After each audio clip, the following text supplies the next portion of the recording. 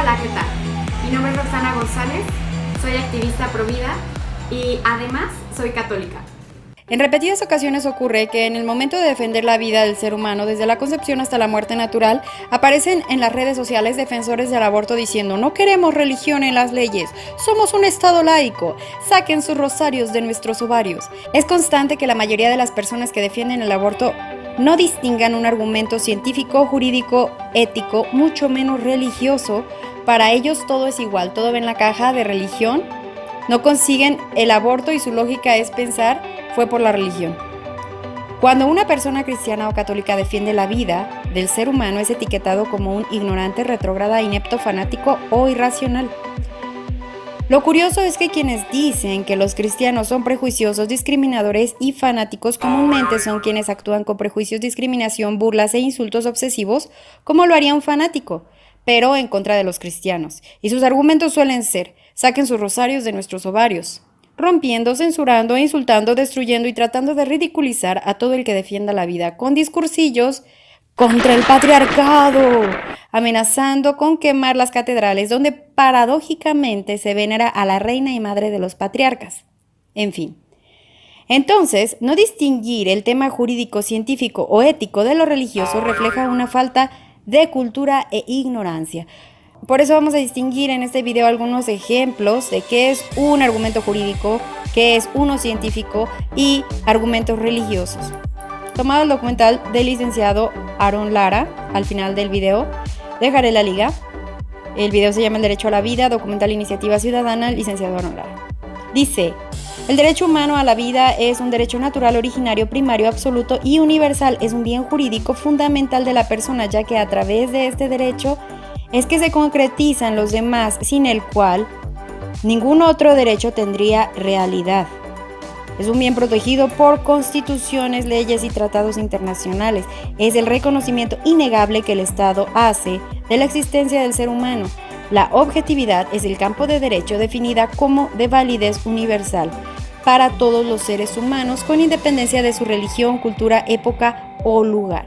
Como puedes ver, aquí no hay ninguna prédica, ningún texto bíblico, ningún dogma religioso, aunque dice la palabra religión, no te confundas, está diciendo que con independencia de religión, la vida del ser humano se debe respetar. Ahora vamos a un argumento científico, tomado del mismo documental. Genetista Peter Talak, en el libro del vientre materno, explica: cuando el núcleo del espermatozoide y el núcleo del óvulo se fusionan en uno, se completa el proceso llamado fecundación. Esto es que dos conjuntos de material genético, uno de la madre y otro del padre, se combinan para formar un nuevo mensaje genético. Es el momento de la concepción, cuando se produce el ADN único de un nuevo ser, una firma humana que no había existido nunca y jamás se repetirá. Se ha creado la primera célula de lo que se convertirá en una nueva vida humana. El cigoto cumple con las características de un ser vivo con identidad propia, que se origina desde el momento de la unión del gameto femenino y el espermatozoide, y esta nueva célula posee una identidad genética diferente a la de los que le transmitieron la vida y contará con la capacidad de regular su propio desarrollo, el cual, si no se interrumpe, alcanzará cada uno de los estados evolutivos del ser humano. Partiendo de esta premisa científica es que el Estado, de acuerdo a sus atribuciones y obligaciones, debe garantizar el primer derecho de todo ser humano, el derecho a la vida. Entonces, previo tuvimos un argumento científico. Otra vez, no hay evangelio, no hay textos bíblicos, no hay dogmas de fe. Solamente se está explicando científicamente cómo inicia la vida en el ser humano. Después, parte de esta premisa científica para que el Estado haga sus obligaciones, defender la vida. Bueno, ahora vamos a los argumentos religiosos que piensas que están en todas partes, pero que no es así. Algunos argumentos que por lo general no se dan en debates de la defensa de la vida, pero que piensas ver en todas partes. En el primer libro de la Biblia, Génesis 3:15, así está acomodado. Dice Dios a Satanás: enemistad pondré entre ti y la mujer, entre tu linaje y su linaje. Él te pisará la cabeza mientras acechas tú su talón. Es así como vemos, se promete a través de la descendencia de la mujer la salvación. ¿Sí? Génesis 4, 9 al 10, Dios mismo pregunta a Caín, ¿dónde está tu hermano Abel? Después de que Caín lo había matado. Y dice Dios, ¿qué has hecho?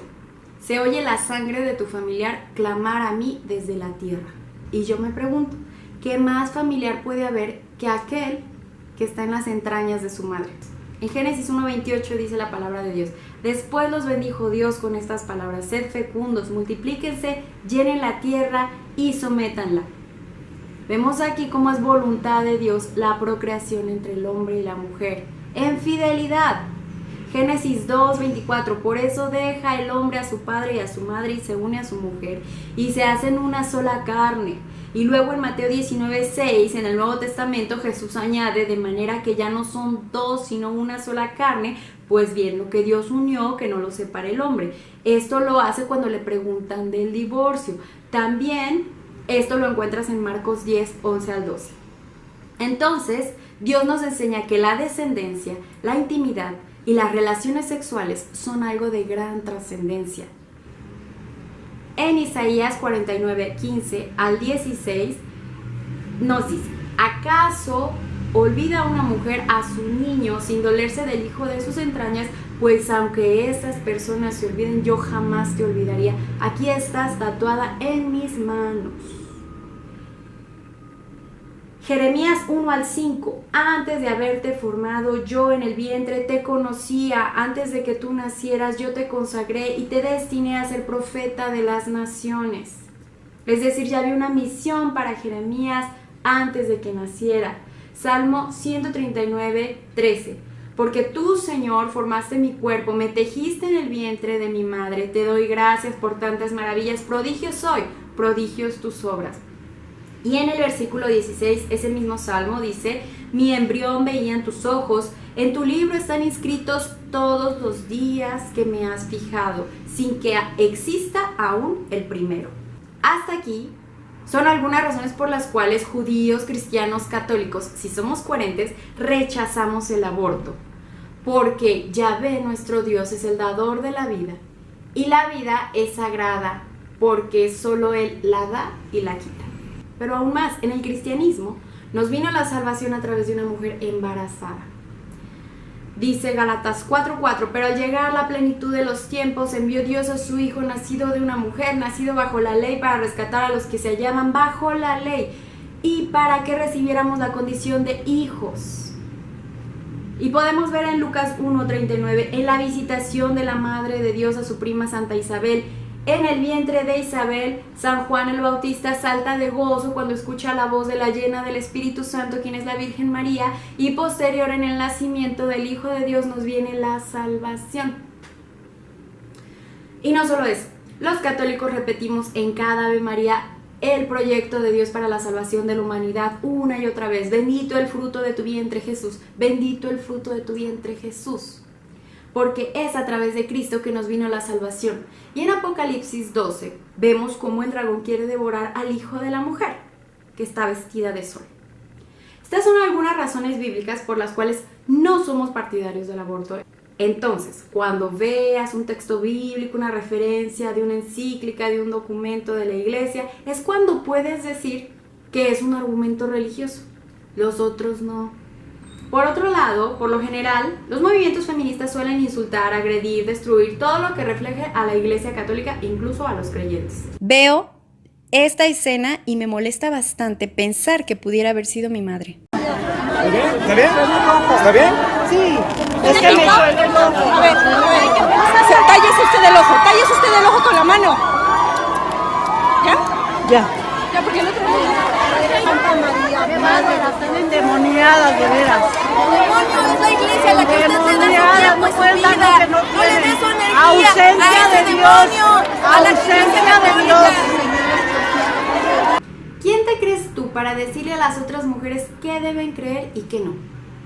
¿Por qué los ritos esotéricos y de brujería que llevan a cabo sus manifestaciones son una opción espiritual para las mujeres, pero no la doctrina cristiana?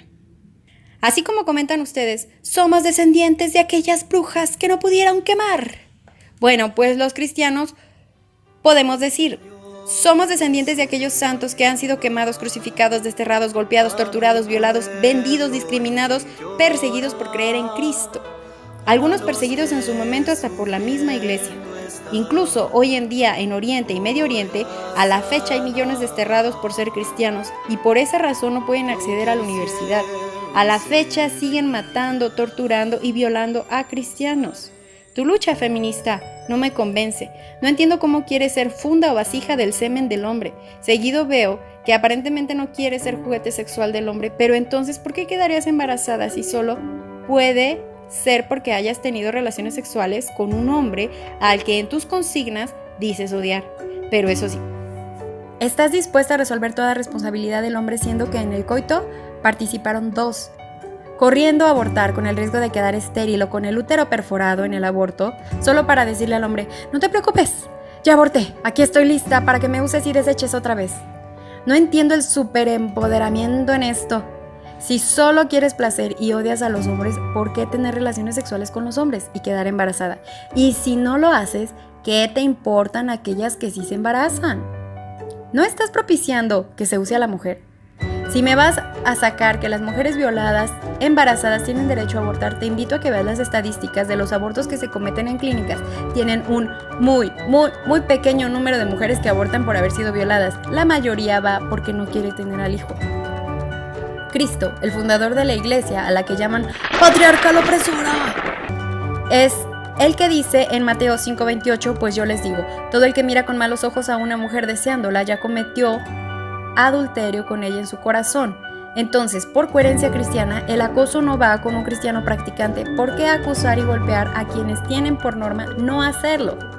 Pero eso sí, con la NOM 046, el violador libre. Al cabo, que la niña aborte. Hay un texto en la Biblia que como mujer me costaba entender bastante. Y pues, en esto que propones, veo a Eva caída, que como consecuencia de su pecado, dice la Escritura, hacia tu marido irá tu apetencia y él te dominará. Como mujer esto me golpeaba, yo decía, ¿por qué? ¿Por qué había que ir atrás? O sea, no, no me quedaba claro este texto. Pero es que el pecado no lo puso Dios en la vida de la mujer, fue ella quien en su libertad lo decidió.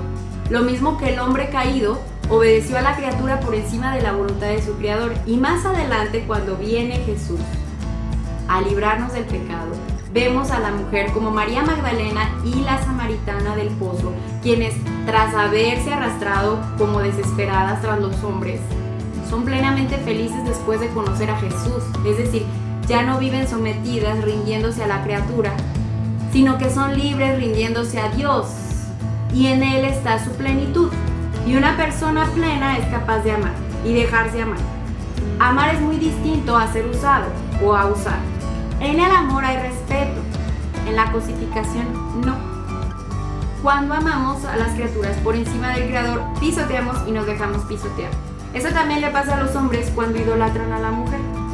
Y es que Dios creó al hombre y a la mujer a su imagen y semejanza. Ahí está la igualdad, pero somos diferentes. Ni uno por encima del otro, solo diferentes. ¿Por qué tanto miedo a ser diferente? Yo no quiero ser un hombre. Por Cristo y en Cristo tenemos una dignidad de hijos de Dios y recuperamos la libertad que teníamos antes de la caída. Una libertad mucho mayor. ¿Sabes? Después de la relación sexual, yo no veo empoderamiento en una mujer cuando el vato le dice, trágate la pastilla, porque yo no quiero un hijo en este mundo. ¿Disculpa? No veo manera más irrespetuosa en la que se pueda tratar a una mujer. O sea, ya vino, tomó lo que quiso y ya se va. Porque ese sujeto no entendió todo lo que la relación sexual conlleva en la naturaleza humana. Y perseguir e imitar al que se odia, asemejándote en lo que más detestas del hombre. Y no es lo que es del hombre, sino lo que más aborreces de él. O sea, lo peor que puede sacar un hombre de sí mismo es lo que buscan imitar.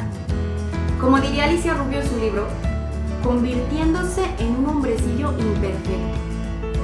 Pero eres mujer, nunca vas a ser un hombre y no necesitas ser uno porque no son mejores. solo diferentes. Para mí la mujer es algo muy grande, tan grande que siempre está la tentación de envanecerse en sí misma. Por esto, y muchas cosas más, no entiendo tu lucha. Entonces cuando dices, mujer, escucha, ¿también esta es tu lucha? Pues no es. Porque no me gusta el tipo de hombre que obsesivamente buscas e imitas, ni tampoco la mujer que presentas como ideal. En mi caso, en mi infancia y adolescencia, no fui una niña delicada.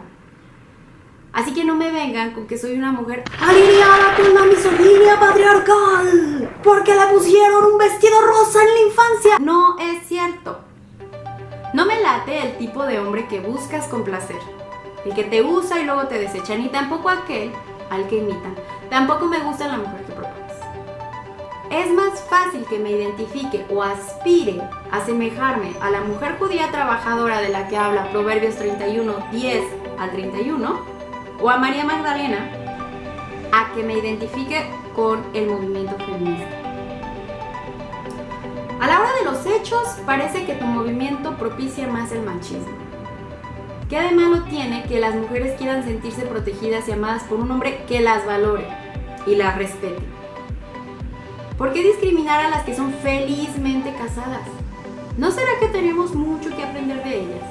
Sobre todo respecto a la inteligencia emocional. No hay religión que respete tanto a la mujer como la católica. Por otro lado, el Estado de Derecho que tenemos a la fecha es aquel que nos ha permitido convivir como sociedad y está influido por valores cristianos, porque la mayoría de la sociedad de Occidente es cristiana. Es decir, el cristianismo es la vieja confiable a la que muchos ateos intelectuales han respetado, porque de no estar, le sería casi imposible su libertad. Como dice Ben Shapiro, el ateísmo tiene sus raíces en la religión judeocristiana. No existe en el mundo islámico la libertad para ser ateo. Pero hay que agregar que en el comunismo no existe la libertad. Entonces, como cita Nicolás Márquez en sus conferencias a Charles Maurras, quien decía, soy ateo pero católico. Gandhi encontró en las enseñanzas de Jesús una base moral fundamental para desarrollar su método de no violencia. Si nuestro credo no fuera tan razonable, no hubiera habido tantos intelectuales católicos en la historia y aún en el presente. Le pese a quien le pese, así como el derecho romano, el decálogo también es fuente de derecho, son normas de pueblos antiguos. El mandato no robarás defiende la propiedad privada. No matarás defiende la vida de cualquier persona en el estado en el que esté.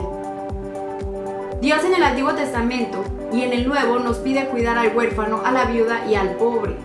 Dios es un Dios misericordioso, pero también es un Dios justo.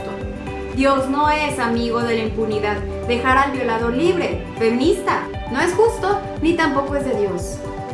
El Salmo 89:15 dice, justicia y derecho sostienen tu trono, el trono de Dios. Salmo 5:5, no eres un Dios que ame la maldad, ni es tu huésped el malvado. Jesús nos pide cuidar la inocencia de los niños y ser como ellos. Pervertirlos en la escuela es algo abominable para Dios. Ahora, ¿quién eres tú para burlarte de las creencias religiosas de los demás? A voces de una libertad que solo se consiguió en Occidente. Vives y te beneficias de una sociedad donde la mayoría profesa la fe católica o cristiana. Cabe destacar también que en África y en muchas partes del mundo los misioneros cristianos han propiciado un desarrollo económico, promoción humana, educación, hospitales, etc. Hay 3 grupos que tienen objetivos en común para destruir la iglesia y el cristianismo: la masonería, los musulmanes radicales y los comunistas. A los Rockefeller y otros les conviene diluir y pervertir el cristianismo para imponer sus leyes que lucran con la venta y el uso del ser humano. El cristiano estorba porque el cristiano está obligado por fe a ver en el otro la imagen de Dios y ver en el otro un hijo de Dios. Por eso, para el cristiano, antes de obedecer ley humana, está obligado a obedecer la ley de Dios en su propia conciencia, la cual le exige obrar rectamente hacia el bien superior del otro. Europa, despoblada ya con bastante anticipación por políticas antinatalistas, y por ello, debilitada, es acechada por musulmanes radicales. El Papa Emérito Benedicto XVI invitó tanto a Europa a no olvidar las raíces cristianas que la habían construido, no solo en la arquitectura y cultura, sino en el cimiento de sus valores cristianos, en los que se desarrolló su civilización. En el comunismo solo existe la fidelidad y veneración absoluta al Estado. No hay opción para libertades ni de pensamiento, ni de expresión, ni de educación, ni de credo. Instalado el comunismo no vas a poder hacer todo el relajito que hacen, porque solamente son un instrumento previo para la instauración de un régimen. En la masonería hay una obediencia absoluta a los principios masones. Por ello, los falsos cristianos, falsos judíos o católicos que pertenecen a ella son hipócritas, porque en realidad la masonería en el fondo lleva un culto a Satanás. Para los musulmanes radicales no existe otra religión de la suya, es decir, te conviertes o te mueres. Por ello, en África y Medio Oriente hay millones de cristianos desterrados, discriminados y perseguidos. ¿Qué tan confiables pueden ser aquellos que no tienen temor de Dios, ni respeto a la vida humana? ¿Qué los detiene para hacer del ser humano un artículo de compraventa? ¿Qué los detiene para manipular la voluntad humana de acuerdo a sus intereses de mercado? Si no tiene ninguna base moral ni ética. En Occidente existe todavía la libertad, aunque cada vez está más amenazada. Bueno, espero que esto clarifique un poco más que un argumento religioso difiere de lo científico y de lo jurídico, pero que en efecto se requiere un fundamento axiológico, es decir, ético o moral, con objeto, fin y circunstancia para establecer verdaderos derechos y obligaciones que respeten la dignidad humana. Solo así no se cosifica o pisotea al ser humano. Tal vez debas replantearte mejor a quién estás haciendo el juego. No vaya a ser que estés entregando tu libertad a los mismos que desde siempre te quisieron esclavo. Tal vez estés persiguiendo a quien sin darte cuenta era quien podía generar una estructura que te permitía ser libre. Entonces, el fin de este video era distinguir los temas de debate e invitar a que no tengas miedo de escuchar a una doctora cuando te va a explicar la gestación y el aborto. No te invitará a rezar, solo te va a explicar desde el ámbito científico y biológico lo que pasa en el organismo de la mujer cuando ocurre la unión del óvulo y el espermatozoide. ¿Y qué pasa o puede pasar en un aborto? ¿No es acaso lo que se busca con la educación sexual? No debe haber temor a escucharlo en un país libre. ¿Por qué la censura? ¿Por qué no soportar la ciencia? ¿No será más bien temor a que caigan los verdaderos tabús del aborto? ¿Será que censuran porque no cubre con el adoctrinamiento ideológico esperado? ¿Quién es el fanático entonces? Te dejo también la liga de la conferencia Guerra Psicológica, Subversión y Control de la Sociedad Occidental de Yuri Bezmenov, desertor soviético experto en propaganda. ¡Saludos!